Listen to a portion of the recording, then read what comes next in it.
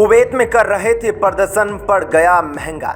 नुपुर शर्मा के विवादित बयान से कुवैत में भयानक असर, बदला पाला।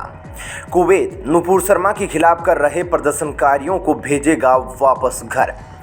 दोस्तों, कुवैत में कुछ ऐसा देखने को मिल गया जिसकी कल्पना किसी ने नहीं की होगी।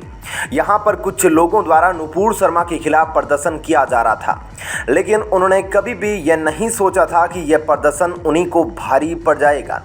कुवैत सरकार के द्वारा कुछ ऐसा कदम उठा लिया गया जिसकी कल्पना दुनिया में बैठे किसी भी देश में नहीं की होगी। और कुवैत द्वारा कदम जिस तरीके से उठाया गया है, उस चीज़ से यह भी पता चल जाता है कि कुवैत भारत के समर्थन में आ चुका है। यह कुवैत वही है जिसने भारत के राजदूत को इस मामले में कटघरे में बुला लिया था। और कुवैत की तरफ से जब नुपुर शर्मा द्वारा बयान दिया गया था, तब कुवैत ने भी इसका विरोध किया था।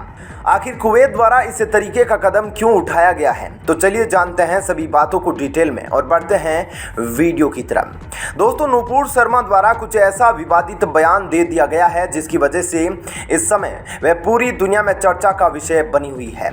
और इसी को लेकर कुवैत में लोगों में प्रदर्शन भी किया गया, जो प्रदर्शन इनको भारी पड़ गया। कुवैत सरकार द्वारा कुछ ऐसा कदम उठा लिया गया जिसकी कल्पना भारत ने खुद नहीं की थी। यहाँ पर जो लोग नुपुर शर्मा और भारत के खिलाफ प्रदर्शन कर रहे थे, कुवैत ने उन प्रवासियों को वापस उनके घर भेजने का फैसला कर लिया है। कुवैत में स्थानीय प्रशासन ने जुम्मे की नमाज के बाद प्रदर्शनकारियों के खिलाफ गिरफ्तारी का ऑर्डर निकाल दिया और सरकार द्वारा बताया गया कि इनको कुवैत के कानून का उल्लंघन करने की वजह से गिरफ्तार किया जा रहा है और इनको इनके देश वापस भेज दिया जाएगा। बताया यह जा रहा है कि इस प्रदर्शन में उस समय भारत, पाकिस्तान, बांग्लादेश समेत कई देशों के प्रवासी शामिल थे, जिनको कुवैत सरकार द्वारा वापस अब उनके घर में भेज दिया जाएगा। इसके अलावा कुवैत सरकार ने यह भी फैसला किया है कि जो लोग भी यह प्रदर्शन में शामिल थे, उन लोगों को हमेशा कुवैत में घुसने से रोक दिया जाएगा। इसको लेकर इस समय सभी के मन में यह सवाल चल रहा होगा कि आखिर कुवैत द्वारा इतना बड़ा कदम क्यों उठा लिया गया, जबकि कुवैत जैसा देश खुद नुपुर शर्मा के खिलाफ भारत के राजदूत को तलब कर लिया था। लेकिन यहाँ पर कुवैत द्वारा इस तरीके का कदम उठा लेना, इस पर यकीन कर पाना थोड़ा मुश्किल होता है। तो चलिए इसको समझने की कोशिश करते हैं। दोस्तों, कुवैत द्वारा इस तरीके का बड़ा कदम इसलिए उठाया गया क्योंकि कुवैत में विदेशियों के प्रदर्शन को बहुत ही संगीन अपराध माना जाता है और कुवैत के कानून के अनुसार किसी दूसरे देश के निवासी को देश में प्रदर्शन करने की अनुमति नहीं है। अगर कोई ऐसा करता है तो यह एक संगीन अपराध है और इसको लेकर सरकार की तरफ से बताया गया है, अगर ऐसे लोगों के ऊपर एक्शन नहीं लिया जाएगा तो यहाँ पर उनके देश में रह रहे लोग कानून को अपने हाथ में लेने लगे। इसके अलावा कुवैत उन देशों की लिस्ट में शामिल है जिसने नुपुर शर्मा के बयान आने के बाद सबसे पहले भारत के राजदूत को तलब किया था। और कुवैत यह चीज बहुत अच्छे से समझ गया है कि अगर इन प्रदर्शनकारियों को रोका नहीं गया तो आने वाले समय में और भी ज्यादा प्रदर्शन देखने को मिलेगा और हो सकता है कि कुवैत के हालात और भी बिगड़ते दिखाई दे।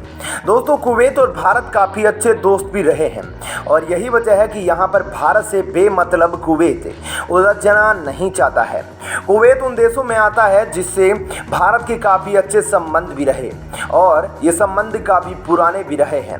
इसके अलावा मिलता है कि कुवैत के शाही परिवारों का भारत से संबंध भी है और हमें देखने को मिला था कि जिस तरीके से पूरी दुनिया में कोरोना वायरस फैल रहा था, उस समय भी भारत और कुवैत ने मिलकर काफ़ी हद तक काम भी किया था।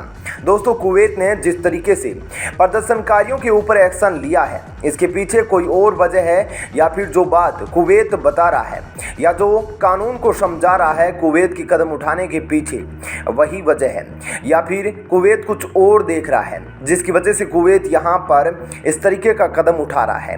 क्योंकि जिस तरीके से कुवैत ने एक्शन लिया है उस पर यकीन कर पाना थोड़ा मुश्किल होता है, क्योंकि सबसे पहले कुवैत ने ही नुपुर शर्मा के विवादित बयान पर नाराजगी जताई थी और भारत के राजदूत को तलब किया था।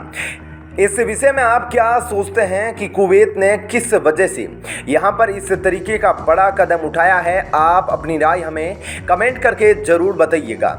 वहीं दोस्तों, इस समय पाकिस्तान की स्थिति किसी से छिपी नहीं है। पाकिस्तान इस समय अब और तब वाली स्थिति में डोल रहा है।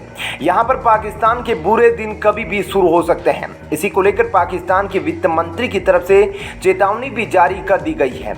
आपको बताते चले कि जिस तरीके से यहाँ पर पाकिस्तान के पास एक तो पैसा नहीं है, ऊपर से पाकिस्तान के देश में अंदरूनी कुछ मामले चल रहे हैं। इसके अलावा IMF के सामने भी पाकिस्तान कई बार गिड़गिड़ा चुका है, लेकिन पाकिस्तान को IMF की तरफ से भी लोन नहीं देने का फैसला कर लिया गया है और IMF लोन देगा तो भी यहाँ पर IMF अपनी कुछ शर्तें पाकिस्तान के ऊपर थोप देगा, जिसको मानना पाकिस्तान के लिए थोड़ा मुश्किल हो रहा है। इसलिए यहाँ पर पाकिस्तान भी अभी कुछ बोल नहीं रहा। इसको लेकर इस समय पाकिस्तान के वित्त मंत्री की तरफ से कह दिया गया है कि अगर पाकिस्तान नहीं संभाला गया तो पाकिस्तान का हालत श्रीलंका जैसा हो जाएगा। पाकिस्तान के वित्त मंत्री मिफ्ता इस्माइल ने सोमवार को कहा कि अगर सरकार जुलाई तक पेट्रोलियम उत्पादों पर सब्सिडी खत्म नहीं करती है तो पाकिस्तान डिफॉल्टर हो जाएगा। इस्माइल ने कहा कि उन्होंने प्रधानमंत्री शहबाज शरीफ को एक और श्रीलंका बनने से बचने के लिए कठिन निर्णय लेने के लिए कहा था, जो वर्तमान में आर्थिक उथल पुथल में है। इस्माइल ने कहा कि अगर पेट्रोल उत्पादों की सब्सिडी खत्म नहीं की गई तो IMF का कोई सौदा नहीं होगा। जियो न्यूज के कार्यक्रम कैपिटल टॉक के दौरान बोलते हुए वित्त मंत्री ने कहा कि अंतर्राष्ट्रीय मुद्रा कोष यानी IMF ने पेट्रोलियम उत्पादों पर सब्सिडी को समाप्त करने पर जोर दिया है। इस्माइल ने इमरान खान की अपदस्थ सरकार पर IMF के साथ अच्छा समझौता नहीं करने का आरोप लगाया। आर्थिक स्थिरता लाने और रुके हुए बहु अरब डॉलर के IMF कार्यक्रम को पुनर्जीवित करने के लिए सरकार ने पिछले महीने पेट्रोल की कीमत में 60 रुपये प्रति लीटर की बढ़ोतरी की थी।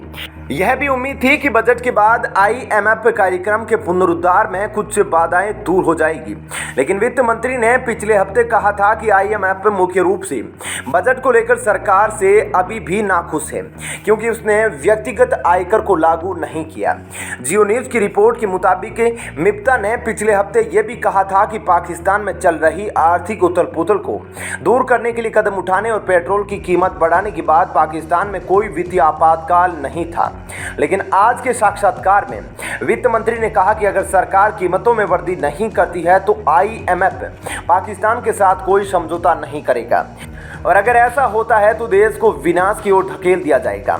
मिफ्ता ने अफसोस जताते हुए कहा, मैंने प्रधानमंत्री से कहा कि हमें कड़े फैसले लेने होंगे। प्रधानमंत्री पेट्रोलियम उत्पादों की कीमतों में बढ़ोतरी से नाखुश है। जब भी मैं इस संबंध में सारांश भेजता हूं तो मंत्री मुझे कोसते हैं। जियो न्यूज की रिपोर्ट के अनुसार वित्त मंत्री ने दावा किया कि सरकार अभी भी पेट्रोल पर 19 रुपये और डीजल पर 53 रुपये की सब्सिडी दे रही है।